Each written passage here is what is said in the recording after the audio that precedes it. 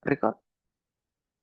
Assalamualaikum warahmatullahi wabarakatuh. Selamat pagi rekan-rekan semua. Perkenalkan, saya Rahmat Mahendra dari program studi akuntansi Universitas Siber Asia. Pada kesempatan kali ini saya akan mempresentasikan hasil makalah saya dengan judul Peran Good Corporate Governance atau BCG dalam mendukung keberlanjutan jangka panjang. Dalam presentasi ini, saya akan menjelaskan bagaimana tata kelola perusahaan yang baik tidak hanya berkaitan dengan kepatuhan terhadap aturan, tetapi juga berperan dalam menjaga keberlangsungan perusahaan, kemudian mengelola risiko, serta membangun kepercayaan terhadap stakeholder atau pemangku kepentingan. Oke, kita lanjut. Sebelum kita terlalu jauh, kita perlu tahu apa pengertian dari Good Corporate Governance atau GCG. Nah, secara sederhana, GCG ini merupakan sistem yang digunakan untuk mengelola dan mengendalikan perusahaan agar tujuan perusahaan dapat dicapai secara efektif, transparan, dan bertanggung jawab. Nah, secara garis apa yang perlu kita garis bawahi adalah bahwa keberlanjutan perusahaan tidak hanya bergantung pada seberapa besar laba yang didapatkan atau dihasilkan. Namun perusahaan juga harus mampu mengelola risiko, menjaga reputasi, membangun kepercayaan terhadap stakeholder, serta memastikan kepatuhan terhadap peraturan atau perundang-undangan. Jadi perusahaan itu memperoleh keuntungan besar dalam jangka pendek belum tentu dapat dikatakan berkelanjutan apabila tata kelolanya lemah. Hal itu sebaliknya, tata kelola yang baik itu dapat menjadi fondasi agar perusahaan mampu bertahan dan berkembang dalam jangka yang panjang. Kemudian kita melihat ruang lingkup GCG. GCG pada dasarnya mengatur bagaimana perusahaan diarahkan dan dikendalikan melalui mekanisme pengawasan, pembagian tugas, kemudian akuntabilitas. Nah, dalam sebuah perusahaan juga terdapat banyak pihak yang memiliki kepentingan, mulai dari pemegang saham, komisaris, direksi karyawan, investor, pemerintah, pelanggan, hingga masyarakat. Nah, masing-masing pihak tersebut memiliki kepentingan yang berbeda-beda. Karena itu, tata kelola ini diperlukan untuk mengatur hubungan antara pihak tersebut agar pengelolaan pengelolaan perusahaan dapat berjalan secara profesional dan tidak didominasi oleh kepentingan tertentu. Mohon maaf. Dengan adanya pembagian tugas dan yang jelas, perusahaan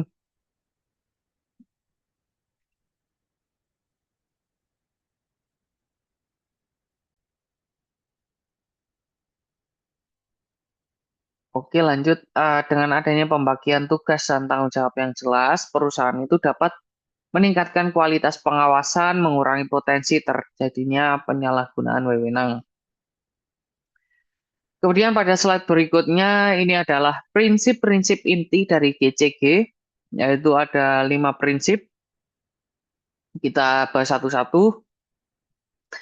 Yang pertama ada transparansi. Transparansi ini artinya perusahaan itu secara terbuka telah menyediakan informasi yang relevan dan dapat diakses oleh seluruh stakeholder termasuk juga masyarakat. Nah, dengan adanya keterbukaan informasi ini, stakeholder dapat mengetahui kondisi dan kinerja perusahaan secara lebih objektif atau detail. Kemudian yang kedua ada akuntabilitas, artinya setiap pihak dalam perusahaan harus memiliki fungsi, tugas, dan tanggung jawab yang jelas. Dengan demikian, setiap keputusan dan tindakan dapat dipertanggungjawabkan. Kemudian ada responsibilitas. Nah, perusahaan tidak hanya harus mengejar keuntungan, tetapi juga wajib mematuhi peraturan dan melaksanakan tanggung jawab sosial serta lingkungan. Kemudian yang keempat ada independensi, ini berarti dilakukan secara profesional dan tidak boleh didominasi atau dipengaruhi oleh pihak-pihak tertentu dalam pengambilan suatu keputusan. Kemudian yang kelima ada prinsip kewajaran atau kesetaraan, artinya perusahaan itu harus memberikan perlakuan yang adil terhadap atau kepada seluruh stakeholder sesuai dengan hak dan juga kepentingan. Oke, jadi terkait dengan lima prinsip itu saling berkaitan dan apabila diterapkan secara konsisten dapat menjadi dasar bagi perusahaan untuk membangun tata kelola yang sehat dan berkelanjutan. Kemudian pada slide 5 ini membahas tentang GCG dan keberlanjutan atau ESG. Nah, ESG atau sering kita ketahui yaitu environmental, social, dan governance. Nah, GCG dalam hal ini menjadi salah satu fondasi agar komitmen perusahaan terhadap lingkungan sosial benar-benar dapat diterapkan dalam pengambilan keputusan. Artinya perusahaan itu tidak cukup hanya mengatakan bahwa mereka peduli terhadap lingkungan dan masyarakat, namun harus ada tata kelola yang memastikan bahwa komitmen tersebut masuk ke dalam strategi dan juga kegiatan dari perusahaan. Selanjutnya, GCG dalam pengelolaan risiko dan keputusan jangka panjang. Nah, salah satu kontribusi GCG terhadap keberlanjutan adalah dalam pengelolaan risiko.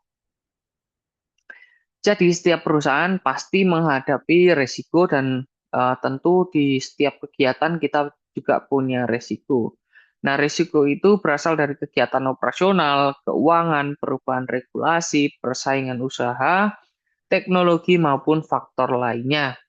Melalui GCG ini, risiko tidak hanya menjadi tanggung jawab satu bagian, tetapi menjadi bagian dari setiap proses pengambilan keputusan perusahaan. Nah, dari risiko-risiko tersebut, kita atau perusahaan itu perlu mengidentifikasi, kemudian menilai, kemudian membuat rencana tindak pengendalian dan juga pemantauan terhadap risiko yang apabila pada tahun tersebut terjadi. Pengawasan yang efektif dan juga informatif yang transparan juga membantu perusahaan menghindari keputusan yang terlalu beresiko hanya demi mendapatkan keuntungan dalam jangka pendek. Jadi GCG ini membantu perusahaan menemukan keseimbangan antara pencapaian keuntungan terhadap keberlangsungan perusahaan di masa depan.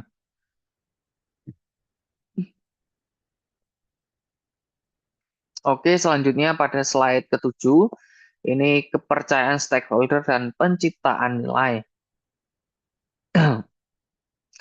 Jadi perusahaan itu tidak dapat berjalan sendiri, tentu perusahaan membutuhkan investor, karyawan, pelanggan, pemerintah, dan juga masyarakat. Karena itu, kepercayaan menjadi modal yang sangat penting dalam kegiatan di perusahaan.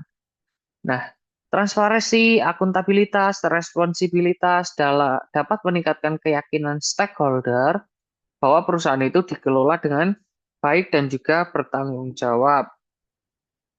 Ketika kepercayaan masyarakat atau stakeholder terbentuk, perusahaan dapat memperoleh manfaat dalam jangka panjang, seperti halnya meningkatnya loyalitas, stabilitas, hubungan yang baik dengan stakeholder, serta reputasi yang sangat kuat. Kemudian pada slide ke-8, ini ada budaya integritas dan pencegahan risiko. Pencegahan risiko, eh, penerapan GCG tidak akan efektif apabila hanya berupa aturan, namun harus menjadi budaya dalam organisasi atau perusahaan. Karena itu, keteladanan dari manajemen sangat penting ketika pimpinan menunjukkan perilaku yang berintegritas dan patuh terhadap aturan. Perilaku itu juga akan menjadi contoh bagi seluruh anggota organisasi atau perusahaan. Selain budaya, pengawasan internal juga memiliki peran yang sangat penting. dapat membantu mendeteksi permasalahan sejak dini sehingga perusahaan dapat segera melakukan tindakan koreksi atau rencana tindak pengendalian. Nah, pada akhirnya GCG ini dapat mengurangi risiko penyalahgunaan wewenang, manipulasi informasi, konflik kepentingan, serta fraud atau kecurangan. Nah, GCG tidak hanya berbicara mengenai bagaimana perusahaan mencapai tujuan, namun juga mencapai tujuan dengan cara yang benar dan bertanggung jawab. Oke, kesimpulan. Jadi untuk kesimpulan good corporate governance itu bukan hanya sekedar aturan formal yang harus dipenuhi perusahaan, namun GCG ini membantu sebuah sistem perusahaan menjaga kualitas pengambilan keputusan, mengelola risiko, meningkatkan transparansi, serta membangun kepercayaan terhadap stakeholder. Nah, ketika prinsip GCG itu diterapkan konsisten, maka nanti akan menjadi fondasi yang kuat untuk menghadapi berbagai risiko dan perubahan. Kemudian saran dan rekomendasi sebagai penutup, rekomendasi yang dapat diberikan yang pertama itu perusahaan perlu mengintegrasikan GCG ke dalam strategi atau kegiatan operasional sehingga GCG tidak hanya dianggap sebagai kewajiban atau kepatuhan formal atau formalitas. Kemudian yang kedua, perusahaan perlu memperkuat sistem pengawasan. Ini menjadi deteksi dini permasalahan agar bisa dibuat rencana tindak lanjutnya. Kemudian yang ketiga, transparansi perlu ditingkatkan melalui penyampaian informasi yang relevan terhadap seluruh stakeholder dari organisasi atau perusahaan. Dan yang terakhir yaitu bangun budaya integritas. Ini di seluruh organisasi membutuhkan keteladanan pimpinan. Jadi ada peran penting pimpinan untuk membangun budaya integritas sebagai contoh terhadap seluruh anggota organisasi.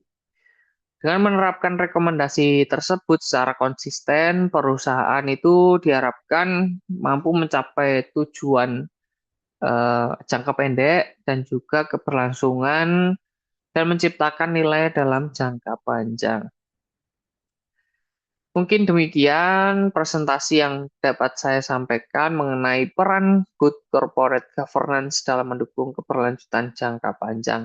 Terima kasih atas perhatian dan waktu yang telah diberikan. Saya Rahmat Mahendra, izin undur diri. Sampai jumpa di video selanjutnya. Wassalamualaikum warahmatullahi wabarakatuh. Terima kasih.